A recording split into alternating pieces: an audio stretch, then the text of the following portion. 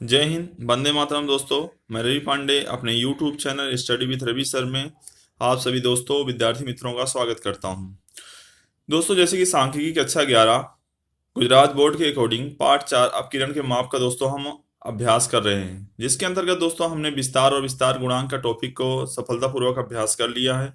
अब इसके बाद दोस्तों आज का जो टॉपिक है हमारा चतुर्थक विचलन और चतुर्थक विचलन गुणांक, quartile deviation and coefficient of quartile deviation के बारे में दोस्तों आज हम चर्चा करेंगे। तो दोस्तों, सांख्यिकी कक्षा 11 के अंतर्गत गुजरात बोर्ड के अंतर्गत जो है चतुर्थक विचलन गुणांक, तो जैसा कि हम जानते हैं कि पाठ 3 जो हमने पढ़ा था केंद्रीय स्थिति के माप, उसके अंदर दोस्तों हमने चतुर्थक विचलन के सूत्रों का दोस्तों हमने अभ्यास किया था, जिसमें क्यूजे से जुड़ा हुआ यानी क्वार्टाइल्स जो थे उसका दोस्तों हमने अभ्यास किया था। और उसमें जो है 3 तरह की सूचनाओं का अभ्यास किया था। जब सूचना अवर्गीकृत प्रकार की हो तब, जब सूचना वर्गीकृत प्रकार की हो और जब सूचना सतत प्रकार की हो।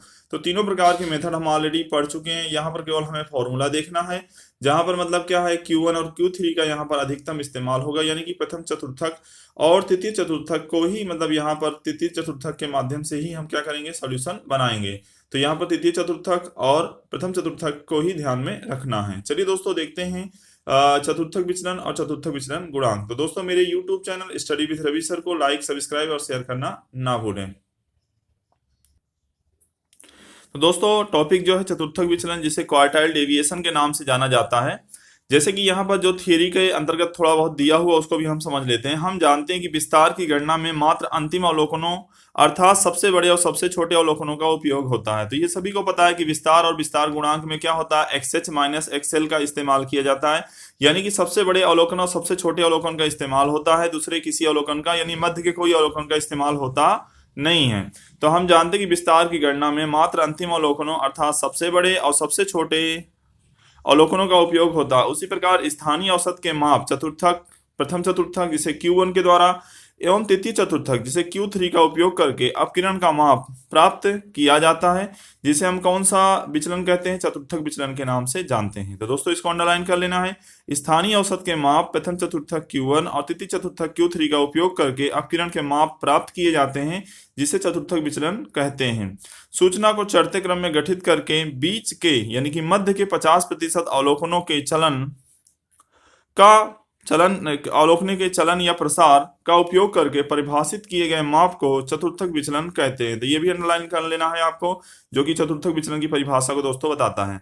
तो क्या कहा हुआ है कि सूचना को चढ़ते क्रम में गठित करके, सूचना को सबसे पहले आपको क्या करना है, चढ़ते क्रम में गठित करके मध्य के 50% अवलोकनों के चलन या प्रसार का उपयोग करके परिभाषित किए गए माप को कौन सा विचलन कहते हैं, चतुर्थक विचलन के नाम से जाना जाता है, जिसे क्वार्टाइल डेविएशन कहते हैं।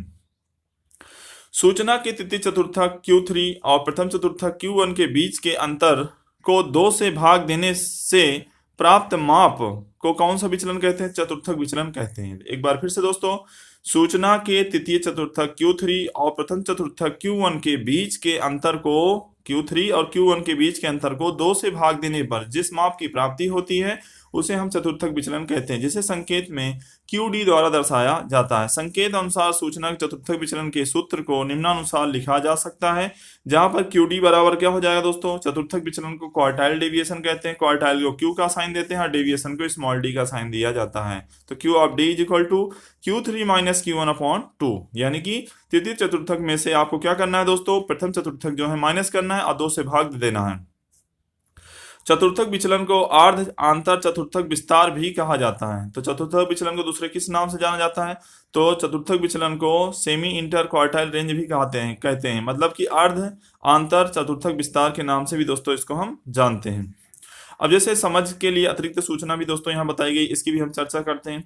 Q3 माइनस Q1 को आंतर चतुर्थक विस्तार कहते हैं, जैसे कि ये लिखा हुआ है, ठीक है, आंतर चतुर्थक विस्तार यानी Q3 माइनस Q1। परंतु अधिकांश उसे आंतर चतुर्थक विचलन में ही परिवर्तित किया जाता है, जो आंतर चतुर्थक विस्तार का मध्य बिंदु को दर्शाता है। चतुर्थक विचलन यह दो चतुर्थकों Q1 और Q3 की माध्यिका से अंतर का औसत बताता है, निम्नलिखित आकृति से स्पष्ट होता है। जैसे कि यहाँ पर एक आकृति हम देख पा रहे हैं, इस आकृति में देख पा रहे हैं दोस्तों, ये Q1 है, ये Q2 है और ये क्या दिया हुआ Q3 है। तो दोस्तों ये सब तीनों एक ही समान रेंज पर आए हुए हैं, ऐसा हम मानेंगे, मतलब इनके बीच का जो अंतर है वो कैसा है, समान है। यानी ऐसा मान लेते हैं कि ये 25 है, ये 50 है और ये 75 है। तो यहाँ पर देखा जाए तो मतलब इनके बीच का जो डिस्टेंस है वह कैसा है, इक्वल ही है। मतलब यहाँ से यहाँ तक की दूरी और यहाँ से यहाँ तक का जो डिस्टेंस दिया हुआ वो कैसा एक है। तो m माइनस क्यू वन और Q3 माइनस क्यू एम बराबर ही होगा। जैसे कि 75 में से 50 गया तो 25 आएगा, 50 में से 25 गया तो 25 ही आएगा। इसलिए m माइनस क्यू वन और Q3 माइनस m इक्वल में होता है। तो चतुर्थक विचलन का जो सूत्र है इस तरह से, किस तरह से ये बनता है, जैसे कि ये अभी आपसे पूछा जा सकता है क्यू डी बराबर Q3 minus Q one by two, तो कैसे आप इसको डिफाइन करेंगे। तो चतुर्थक विचलन को डिफाइन करने के लिए Q3 minus M plus M minus Q one के बटे में 2। तो माइनस एम और प्लस एम दोस्तों क्या हो जाएगा, कट हो जाएगा, बाहर हो जाएगा। तो Q3 माइनस क्यू वन के बटे में दोस्तों कितना हो जाएगा, 2 हो जाएगा। तो ये क्या हुई, चतुर्थक विचलन से जुड़ी हुई अतिरिक्त समझ हो गई। अब इसके बाद दोस्तों इसमें जो है थोड़ा एक फॉर्मूला और दिया हुआ उसको देख लेते हैं, अब विस्तार के गुण अवगुण देख लेते हैं। हाँ दोस्तों, चतुर्थक विचलन क्यू डी को Q3 और Q1 की औसत से भाग देने से हमें चतुर्थक विचलन का सापेक्ष माप चतुर्थक विचलनांक प्राप्त होता है।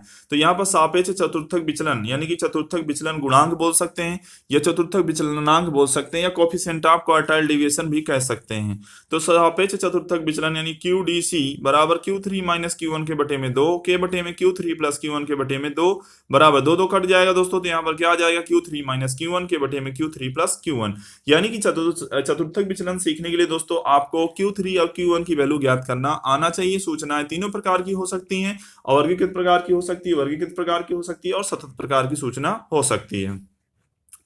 यह सापेक्ष चतुर्थक विचलन को चतुर्थक विचलनांक भी कहते हैं। यहाँ नोंद करना यह आवश्यक है कि QD को अवलोकनों की इकाई में प्रदर्शित करते हैं, परंतु चतुर्थक विचलनांक माप इकाई से क्या होता है, मुक्त होता है। तो माप इकाई से दोस्तों क्यों मुक्त होता है, क्योंकि ये माप कैसा होता है, सापेक्ष होता है। अब आपसे दोस्तों ये भी पूछा जा सकता है कि चतुर्थक विचलन कैसा माप है। तो चतुर्थक विचलन जो है निरपेक्ष माप है, चतुर्थक विचलन गुणांक कैसा माप है, वह सापेक्ष माप है। क्योंकि चतुर्थक विचलन जो होता है वह इकाई से युक्त होता है, उस पर इकाइयों का प्रभाव देखने को मिलता है। परंतु क्या होता है, जो चतुर्थक विचलन गुणांक होता है, चतुर्थक विचलनांक होता है, वह इकाई से मुक्त होता, वह इकाई से मुक्त होता ही है। मतलब उस पर इकाइयों का कोई प्रभाव पड़ता नहीं है। और चतुर्थक विचलन पर क्या होता है, इकाइयों का प्रभाव पड़ता है दोस्तों। चलिए दोस्तों अब इसके बाद देखते हैं चतुर्थक विचलन के गुण और अवगुण। हाँ तो दोस्तों चतुर्थक विचलन के गुण और दोस्त, तो गुणों के अंदर देखते हैं क्या दिया हुआ है। चतुर्थक विचलन स्पष्ट रूप से परिभाषित अपकिरण का माप है, यानी यह स्पष्ट रूप से क्या है, परिभाषित किया हुआ है। और ये किसका माप है, चतुर्थक विचलन जो है अपकिरण का एक माप है।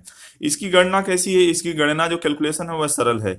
चतुर्थक विचलन पर अति छोटे व अति बड़े अवलोकनों का कोई प्रभाव नहीं पड़ता, क्योंकि चतुर्थक विचलन का माप मध्य के या बीच के 50% अवलोकनों के मूल्यों को ही ध्यान में लेता है। याद रखना है कि चतुर्थक विचलन पर सबसे छोटे और सबसे बड़े मूल्यों का कोई प्रभाव नहीं पड़ता। जैसे विस्तार पर क्या होता है, सबसे छोटे और सबसे बड़े मूल्य का ही प्रभाव पड़ता है, परंतु चतुर्थक विचलन में दोस्तों सबसे बड़े और सबसे छोटे अवलोकनों का कोई प्रभाव पड़ता नहीं है। इसलिए इसमें मध्य के 50% अवलोकनों को ही ध्यान में रखा जाता है।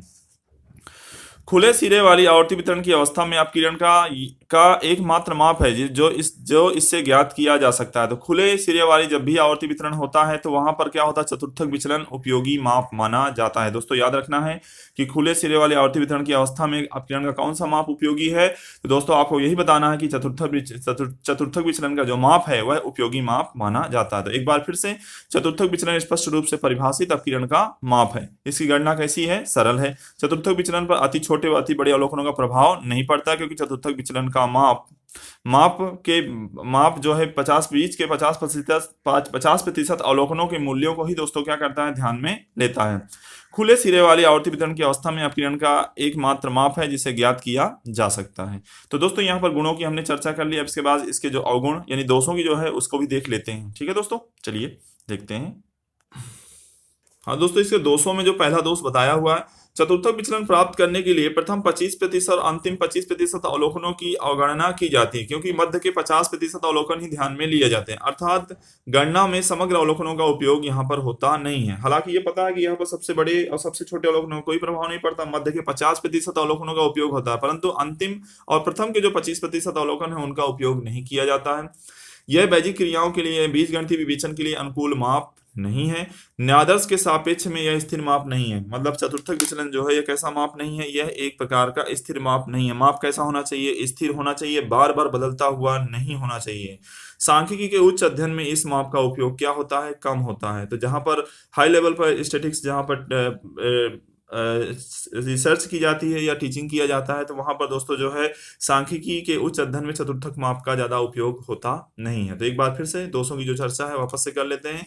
तो चतुर्थक विचलन प्राप्त करने के लिए प्रथम 25% और अंतिम 25% अवलोकनों की क्या की जाती है, अवगणना की जाती है, अर्थात गणना में समग्र अवलोकनों का उपयोग होता नहीं है। यह बीजगणितीय विवेचन के लिए अनुकूल माप नहीं है। न्यायाधीश के सापेक्ष में यह माप कैसा नहीं है, स्थिर माप नहीं है। सांख्यिकी के उच्च अध्ययन में इस माप का उपयोग क्या होता है, कम देखने को मिलता है। तो दोस्तों आज जो है हमने चतुर्थक विचलन क्या है, चतुर्थक विचलन का सूत्र, चतुर्थक विचलनांक का सूत्र और उसके गुण दोषों की दोस्तों हमने चर्चा की। तो दोस्तों उम्मीद करता हूं आज का टॉपिक अच्छी तरह से आप लोगों को समझ में आ गया होगा। तो दोस्तों आज का जो सेशन है हम यहीं पर कंप्लीट करते हैं। नेक्स्ट सेशन में दोस्तों हम चतुर्थक विचलन गुणांक के दोस्तों जो है सूत्र और साथ ही साथ उसके जुड़े हुए प्रश्नों का दोस्तों हम अभ्यास करेंगे। तो दोस्तों मेरे YouTube channel study with Ravi sir को लाइक, सब्सक्राइब और शेयर करना ना भूलें। इसी के साथ अपना सेशन दोस्तों आज हम कंप्लीट करते हैं। जय हिंद, जय भारत।